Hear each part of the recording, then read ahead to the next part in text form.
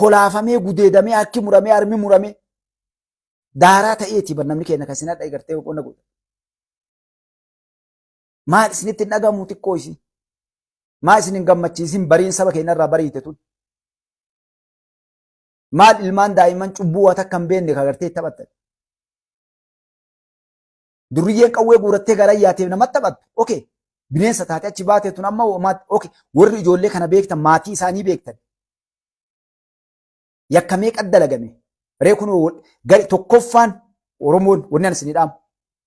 Warri biyya tana jeeqee diigee waa godha jiru feemas jettanii warri isin jala yaatan warri garee bobbaasee ta'ufiiti afaan barate akka itti dhara dalagan yuutuubii fi guddifachoo birrii as sooshaal miidiyaa gubbaa argatan waan godhachoo garee uumeen nama hundinuu balaa olii oofee waa dalagee duuba taa'ee kun Arsii ta'ee kun Harargee ta'ee kun Shawaa ta'ee kun Walloo ta'ee kun Jimma ta'ee warri gamaa gamanaa olii oofu tokko kanaa jechuudha. Isaanii gabaadha yeroo akkanaa galte. Tiktookii moo tiktaakii moo tokkookii maal godhi jechaa taptaap godhi. Akka namoonnaa birrii isaatiif gartee iyyaati naqi mukatti suuqi jedhaan.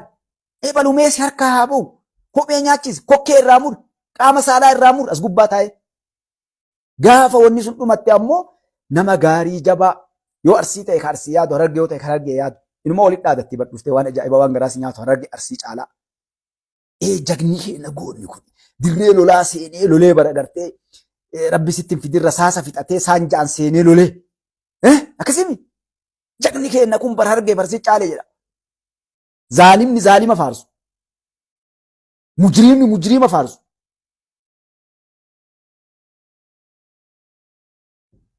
Nammeeqa waliin kaadha ijoolleen Arsii Harargee keessaayyuu.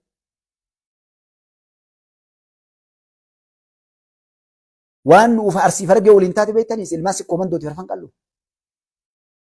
Biyyattii tana keessa namni haga keenya saree nyaattee hin jirtu bara maqaa Oromummaa kana. Waliin fincaan dhunnee qocaa nyaannee waliin biyyeen nu nyaattee bar bakka namni hin dhaabbanne dhaabbatanii dirree qabsoo keessatti akkasuma dalagaa turan. Saboota biraa kan achi kee jiru fidanii leenjisanii nurratti kaan Arsii fakkeessanii kaan Harargee fakkeessanii nyaachisaa turan. Dhiirti teenna gabbaatee alaan galle. Osoo waan hubanne waan argin wayittiin oofina. Uummata miskiina ijoollee Walloo kadiinni isii fixee daaraa isii godhe. Walloon baradha namni Walloon tuqe bara. Wallaahi isarra mujriimni addunyaa tana gubbaan jiru bara ijoollee Walloo.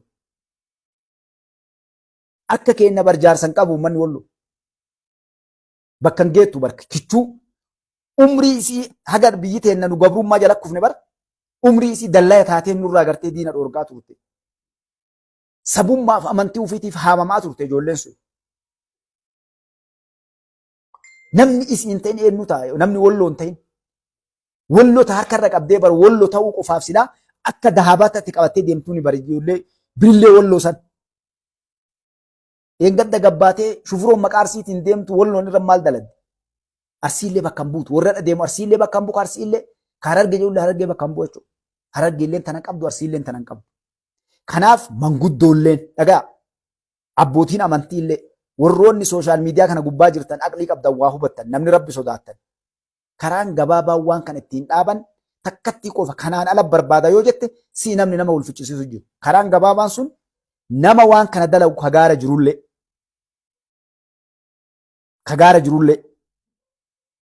kakaraa deemu kana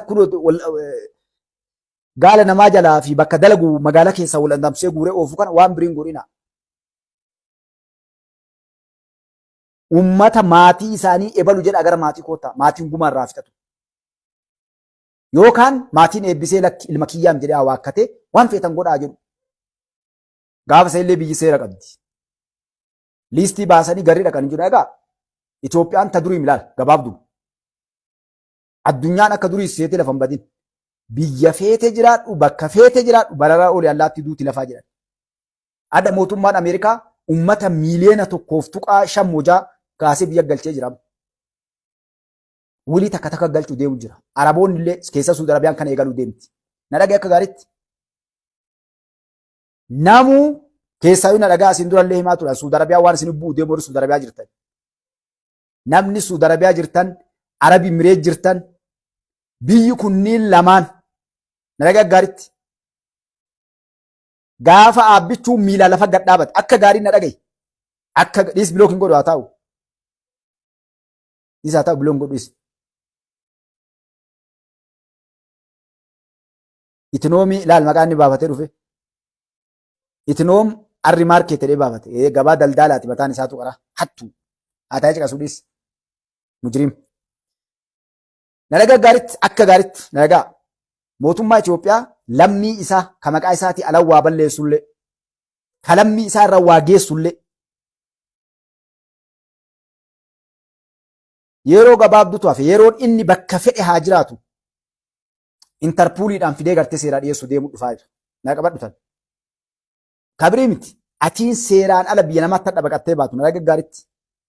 Naashinaal ayid yookaan ammoo faayidaan alatti yeroon isaa gaafa dhumate lammii Itoophiyaa jettee bakka feete jiraadhu wanni ati himattu imbaasii jiru yookaan qoonsilaa jiru dhattee baafattee harka qabaachuu baannaan yeroo mootummaa Itoophiyaa illee sin beeku jedhu maqaa saniin illee yakki fedhe sirra ga'isiin birmanne dhufu deema. San qabaattoo mootummaa Itoophiyaa bakka jirtu qoffee qabee funyaanitti haada si godhee si fuudhuu deema jechuudha.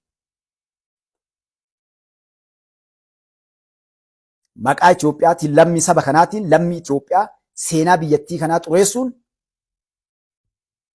yeroo gabaabduun duubatti naa qabadhaa hafuu deema jechuudha. Takka inni lammataa sooshaal miidiyaa warri sooshaal miidiyaa kana dawoo godhatanii ilmaan namaa waliin naxxanii dhiiga namaa gannaqsiiftanii paartii ebaluu fakkaattanii deemtanii gatii kafaluu deemtanii mootummaa Itoophiyaatiin naa qabadhaa. Hunda daataa keessan guuree mootummaa biyya keessaa eegalee jira mootummaan. Yuutuubaroota, feesbuukota hunda jangeenyami ibsa baasee jira mootummaan bakka argetti fuudhee tankaarfiitti fudhata jechuudha. Lubbuun namaa baddee jirti, qabeenyi badee jira, seenaan biyyattii badee jira. Irdiin uummata kana aadaan adda uummanni Oromoo akkam jedhanii addunyaa keessa ilaalaa jiran. Namni kun Dr. Abiy Ahmad Alii kun eenyu keessa dhalate Oromoo gosa jedhan. Akkam jirti gosti sun jedhanii ilaalaa jiran. Garuu maal godhaa jiran? Gosti tun tamu kolis suuxu taate kun ta kophee ol nyaachistu. Uummata sirna hin qabne. Ka diina himatu kalee haadha ofii ol fixu. Maal jette naftanyoon? Kalee maal nuun jedhan? Tiipelif maal nuun jette? Oromoo jechuun uummata sirna hin qabne baxaraana. Ka ofiiyyuu waliin galle. Kitaaboleen meeqa nurra akka ta'e barakkasidha. Oromoon biyya bulchuu dhiisii ofii waliin galtu jedha. Gandaan wal fixi, amantii wal fixi. Uummata baxaraana xiqqaaf guddaan isaa garaagarummaa hin qabne jedha. Hadda Amaara wal fixu gartanii, Tigree wal fixu gartanii. Meenaa himaa jedha. Maal kun jarana? Bara wal fakkaataa wal barbaadaa jedhanii bar wal fakkaataan wal barbaadaa jedhan.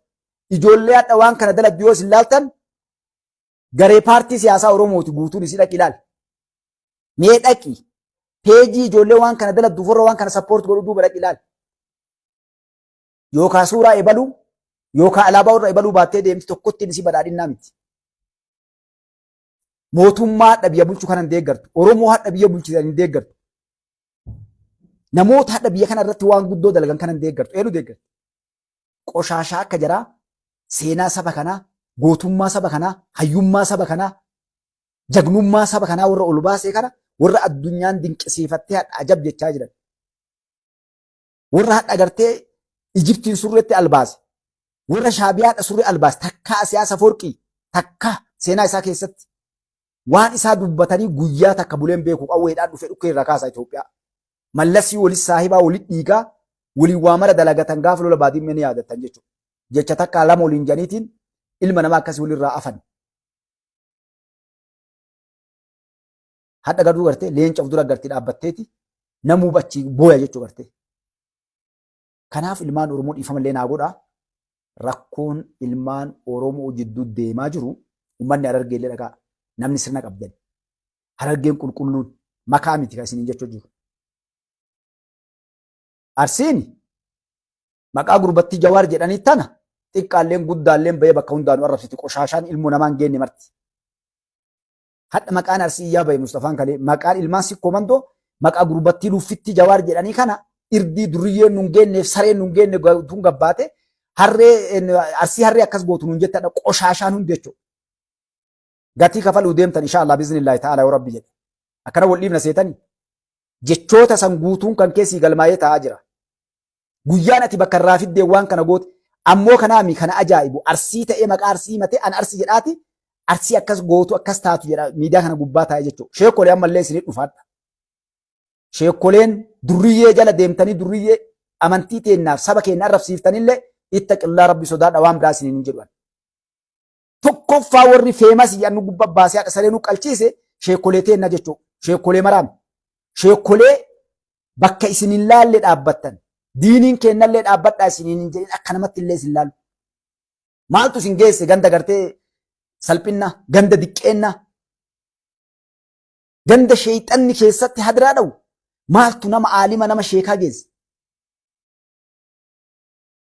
Gandi salphinnaa bar ganda gabaa namni aalimni bahuu miti bar namni sheeka maqaa jedhu bahuu miti bar goraarraa. Yoo riskii illee achi isin fidde riskii teessa rabbi harka akka sheekolee jiraadha olumaa'ii jira. Ta kabajaa ofiillee ta diiniillee ta sabaallee tiksitee hiyyoomattee rakkattee laa ilaaha qaala rasuulullaa jecha rabbiitiif quraana rabbii gartee ofirraa geessitee dhugaa jirtu san teettu goraarraa. Kun wanna sareen nu nyaattee bakka tan dhaabbanneef wanna sareen nu nyaattee bakka tan dhaabbanneef maali? Hadha silaa sirraa nuti bar. Duriyyeen ganda keessaa mukoolii suuquu dhiisii hadha silaa Ijiptiif Shaabiyaan gartee hadhas garagaltee nu laaltu silaadha. Osoo nuti warri hadha mukoolii suuqu kun gosaa walitti deebinee wal nyaannu kun wal taanee hadha dhugaan tun teenna haqxi tun teenna biyya teena waan kalee dhabne arganne jennee nu gad dhaabbanne wallaahi rasaasa dhiisii namni tokko wal jedhee ija keessa wal ilaalu silaadha.